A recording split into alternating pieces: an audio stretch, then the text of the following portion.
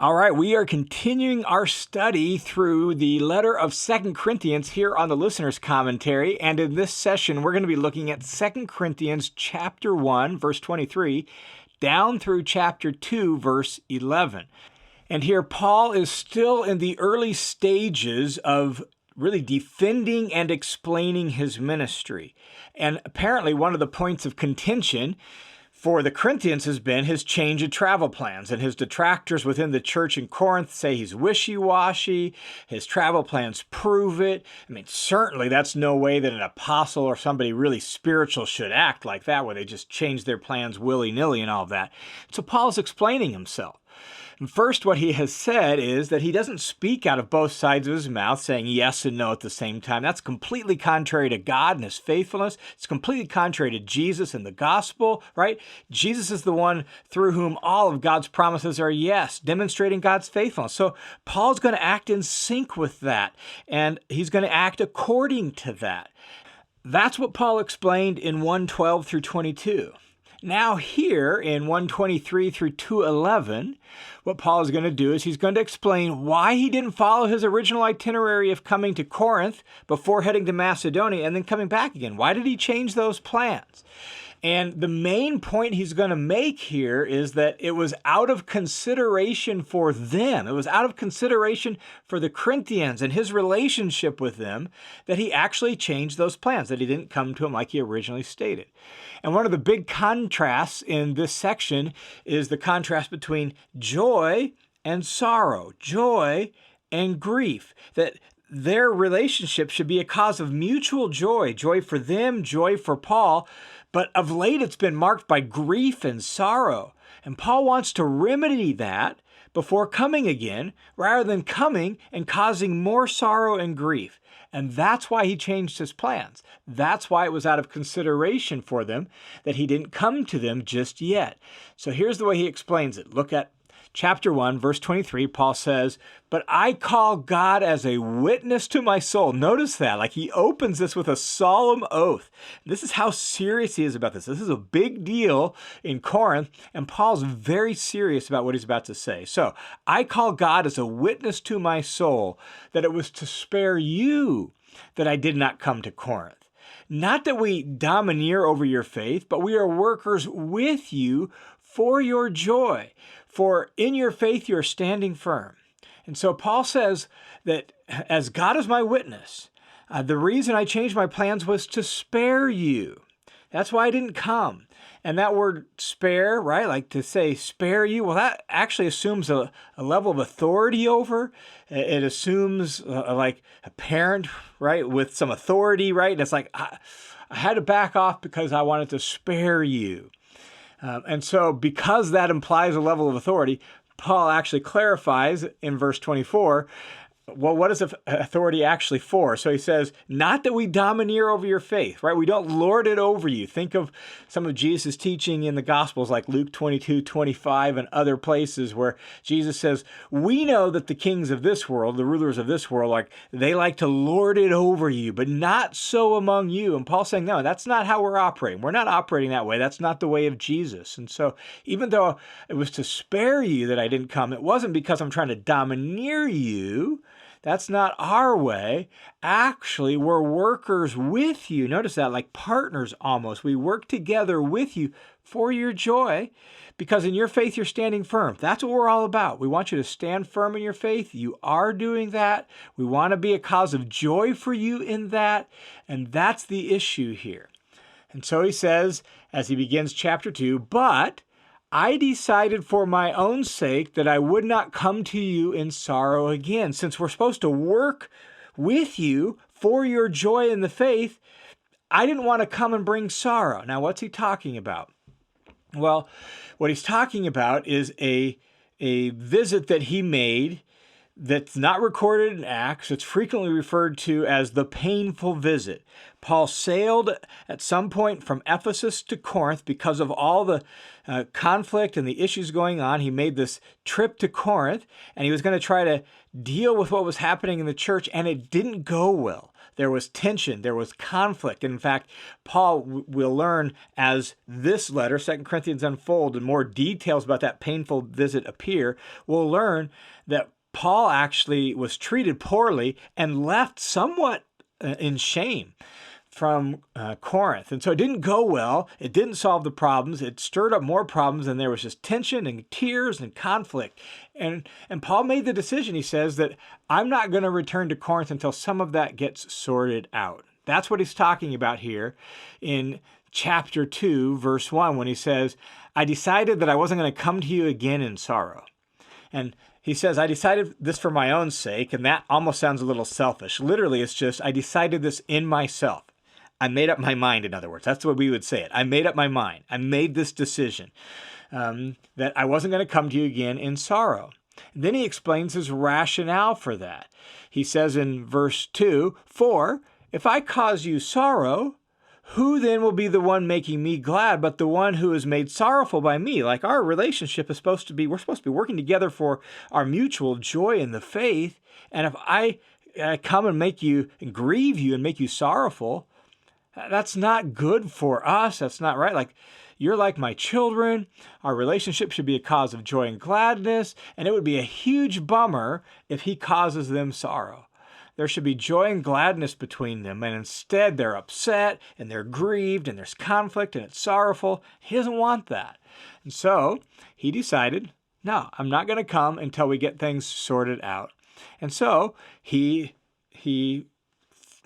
just gave up on his initial plans to visit them before he went to Macedonia. So instead of doing that, though, what he did do was he wrote a letter to them, and he sent that letter by means of Titus. And it was a hard letter, a painful letter. Notice what he says in verse 3. He says, this is the very thing I wrote you, or I wrote this same thing. In other words, that's why I wrote that letter that you got, right? By the time they get 2 Corinthians, that letter now is in the past. And so I wrote you that letter because of this very reason. It was going to be like the replacement for my presence. I didn't want to come. I sent the letter to try to see if we couldn't sort things out before I came again. So this is the very thing I wrote you so that when I came, I would not have sorrow from those who ought to make me rejoice, having confidence in you all that my joy was the joy of you all too. And so he wrote this letter, having confidence in them that they wanted joy with him, just as he wanted joy with them. And he wrote that letter, hoping to sort things out, and that it would get things back on track relationally with Paul and with his mission. That's why he wrote. But it was a hard letter to write, and it was a hard letter to read. And so notice the way he describes it in verse 4. For out of much affliction and anguish of heart I wrote to you with many tears, not so that you would be made sorrowful, but that you might know the love which I have especially for you. And so this hard letter, this difficult letter, this sorrowful letter, right? Paul says, I wrote that with just much affliction, much trouble, and angst in my heart, much anguish in my heart. I wrote it with many tears, like picture tears running down Paul's cheek as he's dictating this letter that is this painful letter for them. And he wrote it not primarily so that they'd be sorrowful. I wrote it so that you would understand my heart, so that you'd understand how much I love you, so that you would see what I'm really aiming for in our relationship. Now, we don't have access to that letter, and we don't know exactly what was said.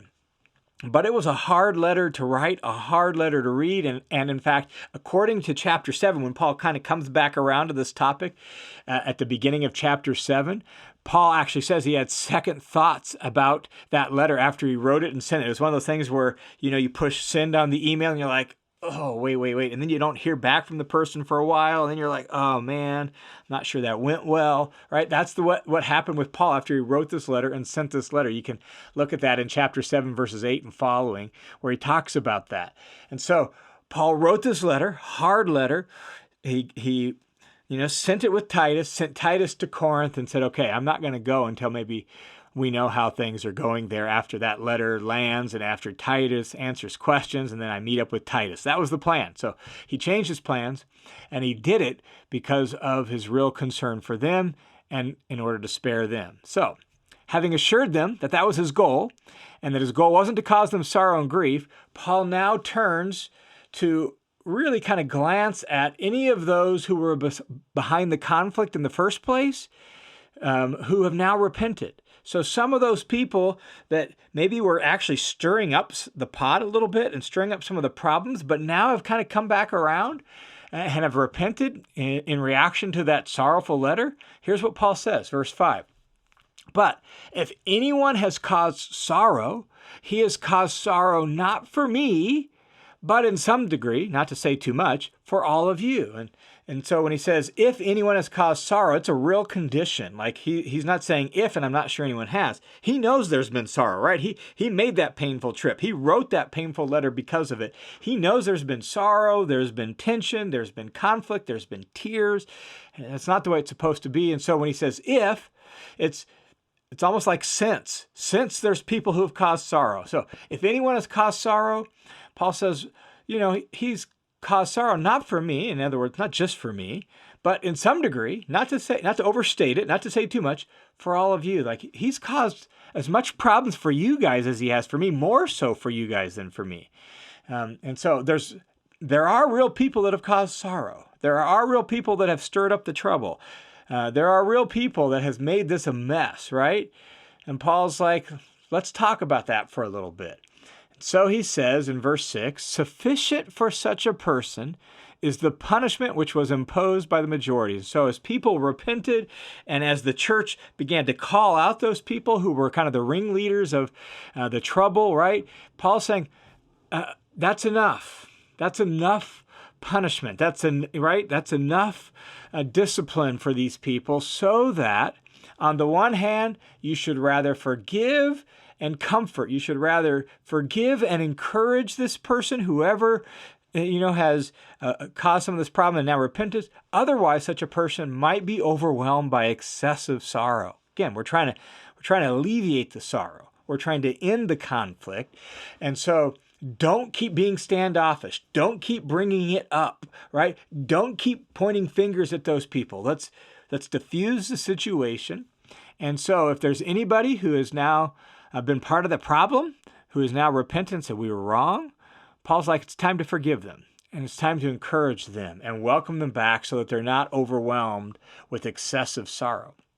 In fact, Paul says in verse 8, therefore, I urge you to reaffirm your love for him. Like, let's make this clear. Let's welcome him back with open arms, right? So you have repented, or maybe you're like, we never joined in that. We never thought that, right? Well, now it's time, since this person or these persons, whoever or however many it is, it's time to reaffirm your love for him. There is some sort of ringleader to the opposition. There is somebody who stirred some of the stuff. They've come back around, and Paul's like, welcome them back. Reaffirm your love. Verse 9, he says, for to this end I also wrote. Like my painful letter, that letter that was difficult, this is another reason why I wrote it, so that I might put you to the test to see whether you're obedient in all things. That is, one of the key objectives of that painful letter was to see if they would repent and obey. And that obedience obviously included their own returning to Paul and their own standing up to the offending parties, right? And calling them out and saying, no, that's not true. And that's not who Paul is, right? So that was part of it. But the other part of it was just as much to reaffirm their love for the offending parties who have now repented. And so Paul wants them to do that as well, so that this whole bad episode could be put to rest.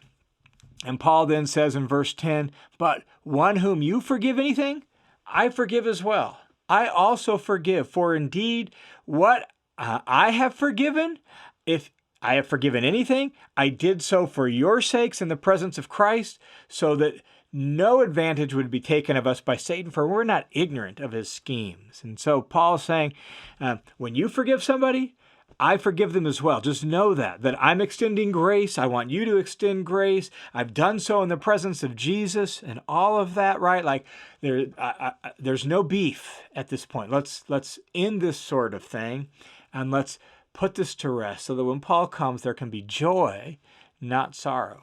And he says, part of the reason we're doing this is so that no advantage would be taken of us by Satan.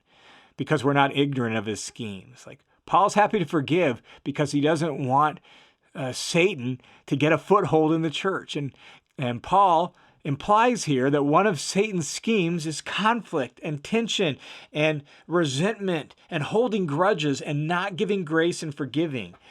Because unforgiveness and relational brokenness is one of Satan's primary schemes for damaging the church, for destroying its witness, for destroying its joy and its health in Christ. And Paul's like, and the way to deal with that is reaffirm your love and forgive each other in this. And I'm with you on that, so that when I come, there can be joy.